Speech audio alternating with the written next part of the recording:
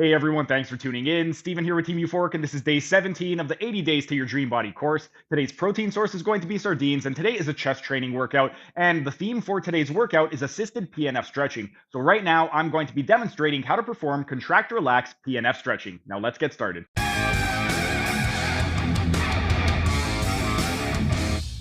And while we're resting, let's continue on with the demonstration of the contract relax PNF stretching. With regard to the first part, we're going to focus on the hip extensors. Whenever we want to stretch the extensors, we want to take the hip into flexion. And I'm going to show you a couple of different positions. It's going to be the same as with the circumduction. We could go ahead, flex the hip to 90 degrees, and then we could either place the foot or the gastrocnemius on our shoulder. And then if we were to do it this way, what we would do is we would want to lift and lean into flexion. Once we feel a nice comfortable stretch, we would have them inhale and contract into us by pressing into our body. And then on the exhale, we would lift and lean and get deeper into the stretch. The second option is you could do it the same way. You could have one hand at the distal femur, one hand at the calcaneus. You could lift, lean. On the inhale, have them contract by pressing into you. And then on the exhale, lift and lean and get deeper into the stretch.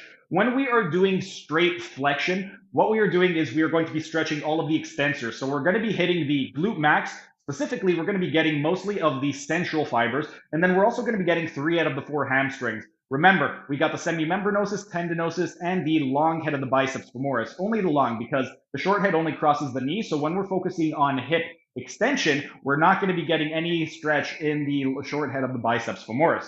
But some other things worth noting is that the semitendinosus is the hamstring, the muscle that is right in the middle, so most of the stretch is going to be on the semitendinosus. We're also going to be getting some stretch in the adductor magnus, specifically the posterior fibers, and to some extent, not a lot, but we're going to be getting a little bit of the piriformis.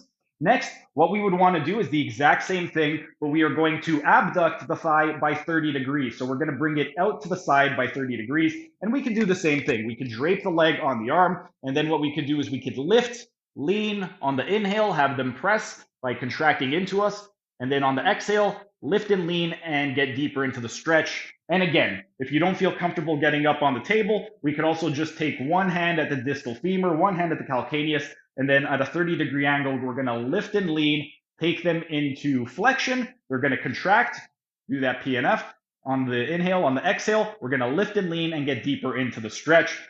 When we are doing this one right over here, we're basically hitting the same muscles, but it's going to be a little bit different because of the abduction. When we go into abduction, we're going to target a little bit more of the medial fibers of the hip extensors.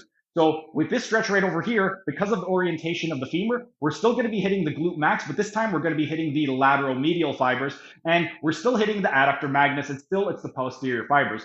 With regard to the hamstrings group, we're getting the semimembranosus and the semitendinosus, but because we are moving into abduction, there's going to be a little bit more emphasis on the semimembranosus because the semimembranosus is the most medial of the hamstrings group.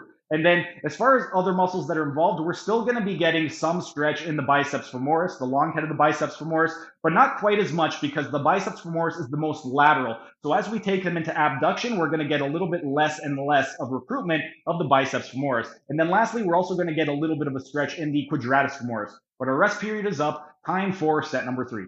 That was just a tiny taste of what can be found in my members only section. If you enjoyed it, become a member for only $5 a month to get access to hundreds of member only videos.